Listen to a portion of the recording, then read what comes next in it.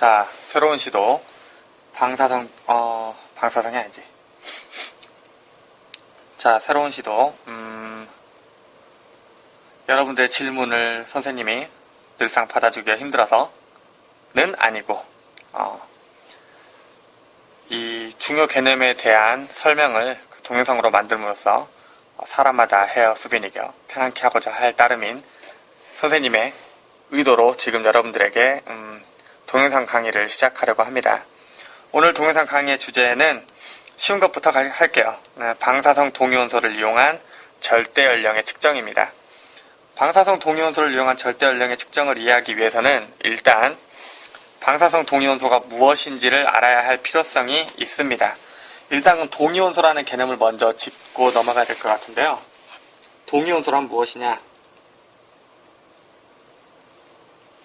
동위원소라는 것은 기본적으로 주기율표 상에서 같은 위치에 있는 원소를 이야기합니다. 주기율표 상에서 같은 위치에 있다는 것은 동일한 원소임을 의미하죠. 가장 대표적인 예로 수소의 예를 들 수가 있는데요. 자, 이렇게 그림에서처럼 양성자 하나 그리고 전자 하나로 이루어진 원자가 있을 수 있고요. 그리고 양성자 하나 그리고 중성자 하나 그리고 전자 하나로 이루어진 이런 원소도 있을 수 있겠죠. 그리고 핵에 중성자가 하나 더 추가돼서 양성자 하나, 중성자 두 개, 그리고 전자 하나로 이루어진 이런 원자가 있을 수 있겠습니다. 여러분들 잘 아시다시피 원자 번호라는 것은 양성자 수에 의해서 결정이 지어집니다. 이 부분을 마저 설명하자면 어떤 원소 X가 있다라고 했을 때 그 원소의 왼쪽 하단에 들어가는 이 부분이 바로 이 부분이 원자 번호라고 하고요. 이 원자 번호는 그 원자가 가지고 있는 양성자의 수를 의미합니다. 그리고 왼쪽 상단에 들어가는 숫자는 질량수라고 하고요. 이 질량수는 그 원자가 가지고 있는 양성자 수와 그리고 중성자 수를 합한 값을 얘기합니다. 이 질량수를 얘기할 때 양성자 수와 중성자 수만을 합하죠. 여기서 전자가 포함되어 있음에도 불구하고 전자를 포함시키지 않는 이유는 양성자 하나의 질량이 1이라고 했을 때 중성자 하나의 질량도 대략 비슷합니다. 1 정도 돼요. 그런데 전자의 경우에는 양성자, 중성자 질량에 비해서 매우 작은 약 1800분의 1 정도로 매우 작은 값을 가집니다. 1837분의 1인가 아주 작은 값을 가지게 돼요. 그래서 전자의 질량은 무시하게 되는 거죠. 자, 그럼 봅시다. 이거를 확인하기 위해서 헬륨이라는 원소를 한번 보도록 할게요. 우리가 헬륨이라는 원소를 쓸 때는 주로 왼쪽 아래 2라는 숫자를 쓰고요. 왼쪽 위에 4라는 숫자를 씁니다. 그렇다면 이 헬륨이라는 원소는 양성자가 몇 개 있는 걸까요?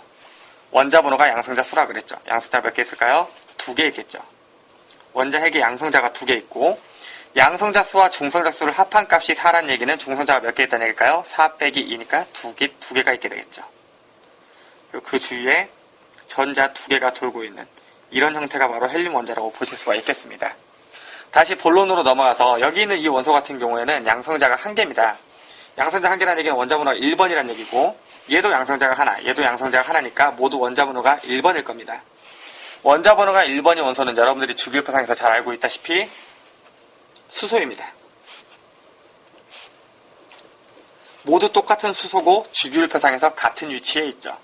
그런데 얘는 질량수가 양성자 하나, 중성자는 없기 때문에 1 플러스 0은 1. 얘는 양성자 하나, 중성자 하나이기 때문에 질량수가 1 플러스 1은 2. 얘는 양성자 하나, 중성자 2개가 있기 때문에 질량수는 1 플러스 2 해서 3이 되죠. 즉 얘도 수소고 얘도 수소고 얘도 수소인데 이 수소가 화학적으로는 성질이 같을지 모르지만 물리적인 질량값은 차이가 있다라는 거죠. 얘보다 얘가 2배 무겁고 얘보다 얘는 3배가 무거운 거죠. 그래서 얘 이름을 일반적으로 수소 또는 경수소라는 표현을 쓰고요. 그리고 얘는 중수소, 얘는 삼중수소라는 표현을 씁니다. 바로 이 세 원소와 같은 관계를 뭐라고 하느냐? 주기율표상에서 같은 위치에 있지만, 즉 같은 원소이지만 질량수가 다른, 다시 얘기하면 중성자의 수가 다른 이 원소들의 관계를 우리는 동위원소라고 부릅니다.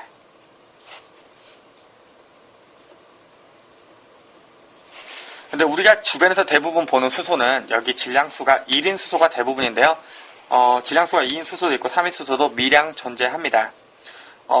그 중에서 방사성 동위원소라 함은 지금 예를 들 탄소를 예를 들 수가 있는데요. 탄소는 원자번호가 6번이고요. 즉 양성자가 6개, 질량수가 12입니다.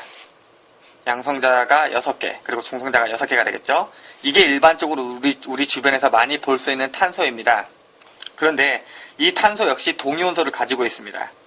이 탄소는 중성자를 2개 더 가진, 즉 양성자는 6개지만 질량수는 14인 이런 탄소도 있지요.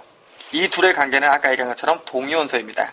특히 이 동위원소 중에서 질량수 14짜리 이 탄소 같은 경우에는 이 자체적으로 매우 불안정한 상태입니다. 불안정하다는 얘기는 자신의 상태를 유지하지 못하고 다른 것으로 바뀔 수가 있다는 얘기죠.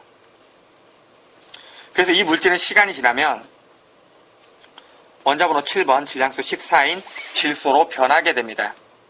우린 이걸 방사성 동위원소의 붕괴라고 표현을 하죠. 즉, 이 탄소, 질량수 14짜리 탄소가 하나 없어질 때마다 질량수 14짜리 질소가 하나씩 늘어나게 되는 거죠. 그런데 얘가 줄어드는 속도가 주위의 온도와 압력과는 상관이 없이 언제나 일정하다라는 점에 착안을 해서 이걸 이용해서 절대연대를 측정하게 되는 거죠. 예를 들면 어떤 물질 속에 탄소, 두 가지 방법이 있겠네요. 자, 어떤 물질이 가지고 있는 어떤 생명체 유해라든가 암석이 가지고 있는 탄소 12짜리와 탄소 14짜리의 비율이 초기 비율이 99대 1이었다고 합시다. 그런데 이 탄소 12짜리는 안정한 상태이기 때문에 다른 것으로 변하지가 않지만 여기 보여드린 탄소 14, 질량수 14짜리 탄소는 방사성 동위원소로서 시간이 지나면 자연스럽게 붕괴가 됩니다. 그럼 시간이 지나면서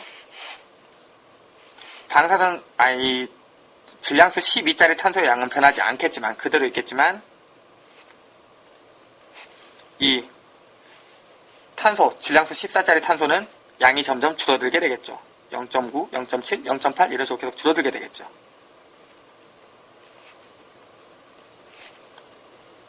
그리고 처음에 양이 99대 1이었는데 99대 0.5로, 즉 보시다시피 양이 얼마로 줄어들게 되죠? 절반으로 줄어들게 되는 시기가 있을 겁니다. 자, 이 특정 방사성 동위원소가 그게 스스로 붕괴하면서 자신의 양이 절반으로 줄어드는 데 걸리는 시간을 절반으로 감소하는 데 걸리는 기간을 우리는 반감기라고 부릅니다. 참고로 이 탄소 14, 자, 카본 14 이렇게 부르기도 하죠. 이 질량수 14짜리 탄소의 반감기는 5700년입니다.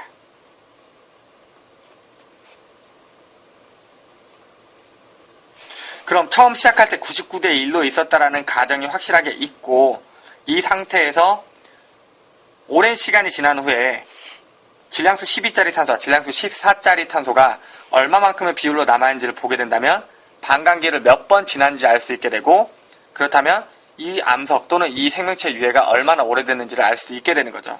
초기의 값은 99대 1이었습니다. 그런데 시간이 지난 후에 학자들이 발견했을 때 그 양이 99대 1에서 99대 0.25로 변화했다고 합시다.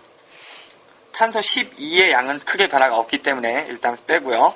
탄소 14, 질량수 14짜리 탄소의 양이 1에서 0.25, 즉 4분의 1로 줄어들게 됐죠. 1에서 4분의 1로 줄어들기 위해서는 곱하기 2분의 1, 곱하기 2분의 1, 즉 2번의 반감기를 거쳐야 합니다. 그렇다면 이 비율로 존재하는 여기 99대 0.25의 비율로 존재하는 어떤 생명체 유해 또는 암석 같은 것을 발견했다면 이때 이것의 절대 연령, 즉 얼마나 오래되는지를 알아보는 방법은 매우 쉽겠죠. 반감기 몇 번 지났다고 그랬죠? 반감기를 2번 지났죠. 근데 이 물질의 반감기는 몇 년? 5700년. 5700년 곱하기 2회 2번 지났죠? 그렇다면 몇 년 지난 물질이란 걸 알 수 있죠? 11,400년 지난 물질이라는 사실을 알 수 있게 되죠. 이런 식으로 구할 수 있는 방법이 있고요. 또 다른 방법은 모원소와 자원소의 비율을 구하는 방법입니다. 여기서 모원소라는 것은 어떤 물질이 붕괴되기 전의 상태를 우리는 모원소라고 부릅니다. 즉, 이쪽 예에서 봤을 때는 이 탄소 14짜리가 붕괴되기 전이기 때문에 얘가 모원소가 되는 거고요. 얘가 붕괴됨으로써 나오게 된 이 질소 14짜리가 자원소가 되는 거죠. 자, 만약에 이 자원소가 처음에는 전혀 존재하지 않았다라고 가정을 하게 되면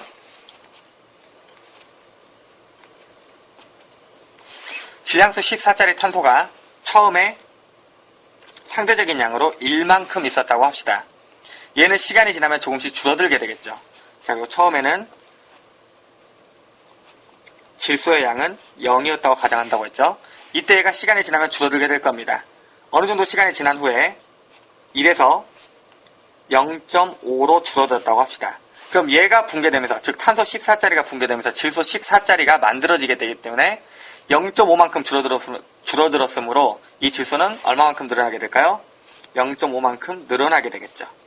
자, 여기서 또 한 번 더 절반으로 줄어듭니다. 0.25로 줄어든다고 하면 이 질소는 줄어든 만큼 늘어나게 될 테니까 0.25가 감소했으니까 0.5에다가 0.25를 더한 0.75만큼의 양을 가지게 되겠죠. 조금 더 시간이 지나서 얘가 0.125, 즉 8분의 1의 값을 가지게 된다면 이 경우에는 0.875라는 양을 가지게 되겠죠. 그럼 이때 비율을 봅시다. 반감기를 지나기 전 맨 처음 초기 상태에서는 1대 0의 비율을 가집니다. 그런데 반감기를 한 번 지난 후에는 1대 1의 비율을 가지게 되고요. 여기서 말하는 비율은 바로 모원소와 자원소의 비율입니다. 그리고 반감기를 2번 지나게 되면 1대 3의 비율로 존재하게 되고 모원소와 자원소가, 그리고 반감기를 3번 지나게 되면 모원소와 자원소가 1대 7의 비율로 존재하게 됩니다. 예상하신 분들은 알겠지만 이 비율은 1대 2n-1의 비율로 계속해서 변하게 됩니다. 이때 바로 이 n이 반감기를 지난 횟수가 되겠죠. 자, 그렇다면 문제에 탄소의 양은 처음에 1이었고 질소가 하나도 없었다고 하자. 그런데 이 탄소 14짜리가 점점 줄어들어서 탄소 14와 질소 14의 비율이 1대 3이 되었다라고 한다면 이 물질은 몇 년 지난 것인가 라고 물어봤을 때 어떻게 대답할 수 있을까요? 1대 3이라는 얘기는 반감기를 보시다시피 2번 지났다는 걸 알 수가 있죠. 2번 지났다는 걸 알 수 있죠. 이 n에 2가 들어갔을 때 1대 3이 되죠. 반감기를 2번 지났으므로 아까도 얘기한 것처럼 반감기 5700년에 반감기 횟수 2회를 곱해주게 되면 얘가 몇 년 지났는지 쉽게 구할 수가 있게 되는 거죠. 그렇죠? 11,400년 됐다는 걸 알 수가 있죠. 그렇죠. 이런 식으로 이용해서 이런 식으로 방사성 동위원소가 스스로 붕괴하면서 다른 물질로 변하는 성질을 이용하는데 그때 그 붕괴하는 속도는 주위의 온도 또는 압력과는 무관하게 언제나 일정하다는 것을 이용합니다. 그래서 그 양이 변하는 정도를 보고 그 물질이 얼마만큼 만들어진지 얼마만큼 지나는지 알아보는 것을 바로 방사성 동위원소를 이용한 절대 연령의 측정법이라고 얘기를 합니다. 특히 탄소를 이용하는 경우는 방사성 탄소법이라고 부르기도 하죠. 자, 그런데 여기서는 반감기가 정확하게 1회, 2회, 3회로 나뉘어졌죠. 근데 만약에 이렇게 됐다면 어떨까요? 처음에 탄소 14, 질량수 14째 탄소의 양이 100이었다고 합시다. 근데 시간이 지난 후에 질량수 14인 탄소의 양이 75만큼으로 줄어들었다고 합시다. 보시다시피 정확히 절반이 되지 않았죠. 즉 일단 알 수 있는 사실은 반감기를 한 번 이상 아직 지나지 않았다는 걸 알 수가 있습니다. 하지만 정확히 몇 년 지났는지 구할 수가 없죠. 지금 현재 배운 것만 가지고는요. 그래서 이때 사용하는 공식이 바로 반감기 공식인데 반감기 공식은 m은 m0 곱하기 2분의 1의 라지 t분의 스몰 t 제곱이라고 이런 식으로 표현을 합니다. 이때 이 앞에 나와 있는 m은 남아있는 양, 이 물질이 남아있는 양을 얘기하는 거고요.